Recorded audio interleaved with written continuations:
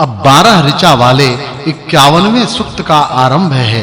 उसके प्रथम मंत्र में राजा के विषय को कहते हैं।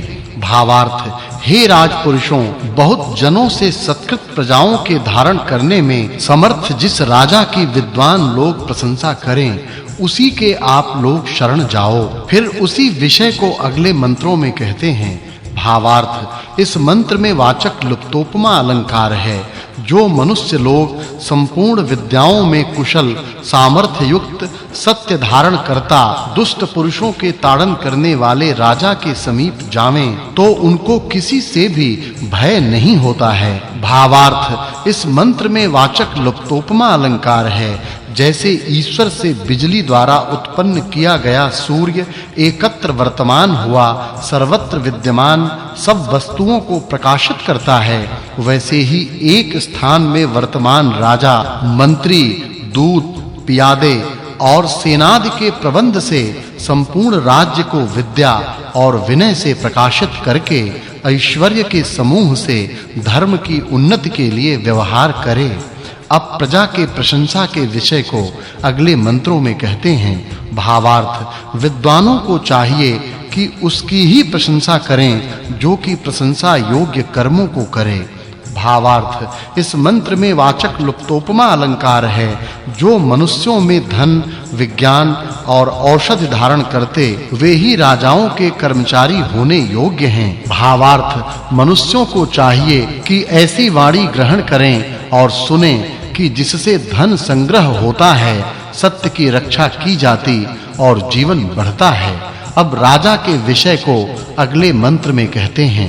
भावार्थ, हे राजन, जैसे आप अपने राज्य, ऐश्वर्य, न्याय और धर्म की रक्षा करते हैं, उसी प्रकार के आपके मंत्री और नौकर आदि होवें। उनका सत्कार आपको सदा ही करना चाहिए। भावार्थ, इस मंत्र में वाचक् लुप्तोपमा अलंकार है। जैसे सूर्य वायु रूप सहाय से सबकी रक्षा करता है, वैसे ही यथार्थ वक्ता मित्रों के साथ राजा संपूर्ण राज्य की रक्षा करे और जो मंत्री और नौकर राज्य के हितकारी होवें, उनका सब काल में सत्कार करें। भावार्थ, जो मनुष्य सत्य आचरण की प्रेरणा और दुष्ट आचरणों का निषेध और सबको धार्मिक करके आनंद देवें, उनके साथ राजा आनंद करे। भावार्थ, हे राजन, आप निश्चय सब काल में धन और ऐश्वर्य की रक्षा करके और जो प्राप्त राज्य उसकी देखभाल से वृद्धि करके सुखी होइए। भावार्थ, हे राजन, जो आपके अनुकूल और धर्मात्मा होकर प्रजाओं को आनंदित करे, वह लक्ष्मीवान से ऐश्वर्य को प्राप्त होवे और आप इंद्रिय जित होकर प्रजाओं को सिद्ध कीजिए।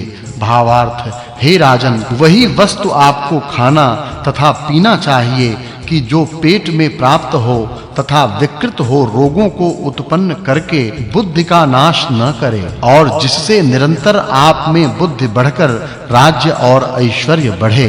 इस सूक्त में राजा और प्रजा के धर्म वर्णन होने से इस सूक्त के अर्थ की पिछले सूक्त के अर्थ के साथ संगति जाननी चाहिए। यह 51वां सूक्त और 16वां वर्ग समाप्त हुआ। अब 8 ऋचा वाले 52वें सूक्त का आरंभ है। उसके प्रथम मंत्र में राजा के विषय को कहते हैं। भावार्थ, इस मंत्र में वाचक् लुप्तोपमा अलंकार है। जैसे अर्थी जन ऐश्वर्य वाले से याचना करता है, वैसे ही राजा जन राजधर्म जानने के लिए श्रेष्ठ यथार्थ वक्ता विद्वानों से याचना करे। फिर राजधर्म विषय को अगले मंत्रों में कहते हैं। भावार्थ, हे राजन, आप रोग नाशक और बुद्धि के बढ़ाने वाले अन्नपान का भोग कर तथा रोग रहित होकर निरंतर उद्यम को करो, जिससे आपको संपूर्ण सुख प्राप्त होवे। भावार्थ, इस मंत्र में उपमा अलंकार है।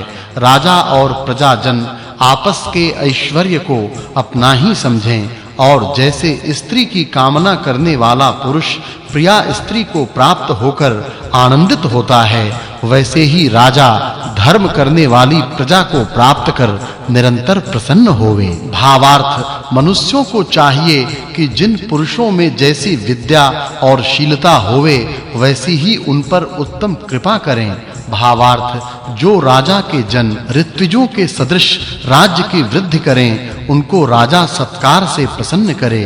अब अध्यापक के विषय को अगले मंत्रों में कहते हैं। भावार्थ जैसे विद्वान यज्ञ करने वाले यजमानों के लिए यज्ञ कृत्य की शिक्षा देते हैं वैसे ही संपूर्ण विद्याओं का हस्त आदि क्रियाओं से प्रत्यक्ष अर्थात अभ्यास करके अन्य जनों के लिए अध्यापक लोग प्रत्यक्ष करावें। भावार्थ इस मंत्र में वाचक् लुप्तोपमा अलंकार है। जो विद्या और नम्रता से युक्त हैं वे श्रेष्ठ राजा के लिए उत्तम पदार्थों को देखकर इसका निरंतर सत्कार करें और वे राजा से भी सर्वदा सत्कार के योग्य हैं। अब यज्ञ के अन्न के इकट्ठे करने के विषय को अगले मंत्र में कहते हैं। भावार्थ संपूर्ण राजजन और प्रजा के जन राज्य की वृद्धि के लिए संपूर्ण पदार्थों को इकट्ठे करें उनसे उत्तम प्रकार परीक्षित वीर सेनाओं को करके और दुष्ट पुरुषों का पराजय तथा श्रेष्ठ पुरुषों का विजय करके प्रतिदिन आनंद करना चाहिए। इस सूक्त में राजा प्रजा और यज्ञान संस्कारादि गुणों का वर्णन होने से इस सूक्त के अर्थ की पिछले सूक्त के अर्थ के साथ संगति है यह जानना चाहिए। यह 52वां सूक्त और 18वां वर्ग समाप्त हुआ। अब 24 ऋचा वाले 53वें सूक्त का आरंभ है। उसके प्रथम मंत्र में राजा की सेना के विषय को कहते हैं। भावार्थ हे राज सेनाओं के जन जैसे मेघ संपूर्ण जलाशय और औषधियों की रक्षा करता है वैसे ही सेना के पालन करने वाले पुरुष बहुत सी सामग्रियों से संपूर्ण सेनाओं को भोग से परिपूर्ण करिए और सेना बिजलियों के सदृश शत्रुओं का नाश करें और सब में सब युद्ध और राज विद्या से परिपूर्ण होकर संपूर्ण मनोरथों को प्राप्त हों। अब राजा के विषय को अगले मंत्र में कहते हैं। भावार्थ इस मंत्र में वाचक् लुप्तोपमा अलंकार है।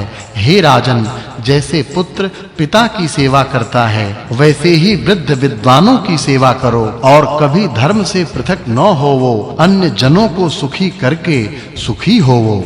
अब प्रजा के विषय को अगले मंत्र में कहते हैं। भावार्थ सब राजा और प्रजा के जनों को चाहिए कि जिन कर्मों से ऐश्वर्य की वृद्धि हो उन कर्मों का सेवन करें और राजा की आज्ञा में वर्तमान होकर प्रशंसा को प्राप्त होवें।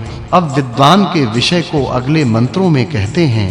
भावार्थ जैसे श्रेष्ठ 2 घड़े ले चलने वाले वाहन से सुख पूर्वक रथ के स्वामी को एक स्थान से दूसरे स्थान को प्राप्त कराते हैं वैसे ही परस्पर मैं प्रसन्न और योग्य विद्वान गृहस्थ्रम को शोभित करने को समर्थ हूँ। भावार्थ मनुष्यों को चाहिए कि सर्वत्र भ्रमण कार्य सिद्धि के लिए करें और न ही सदा भ्रमण ही करना किंतु गृह में स्थित हो संपूर्ण बंधुओं के साथ मेल करके फिर भी ऐश्वर्य की प्राप्ति के लिए एक देश से दूसरे देश में जावें और आवें। अब राजा के विषय को अगले मंत्रों में कहते हैं।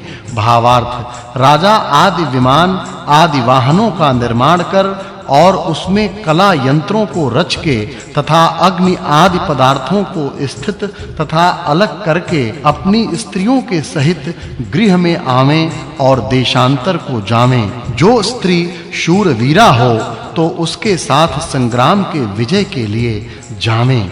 भावार्थ हे राजन आप ऐसे वीरों के सहित प्रसन्न पुष्ट और युद्ध विद्या के कुशल सेना की वृद्धि करके सर्वदा विजय को प्राप्त होइए। अब विद्वानों के विषय को अगले मंत्रों में कहते हैं। भावार्थ जो परमेश्वर को लेके पृथ्वी पर्यंत पदार्थों के स्वरूप जानने और शीघ्र अन्य जनों के लिए विज्ञान देने और सूर्य के सदृश उत्तम शिक्षा सभ्यता और विनय के प्रकाश करने वाले होवें वे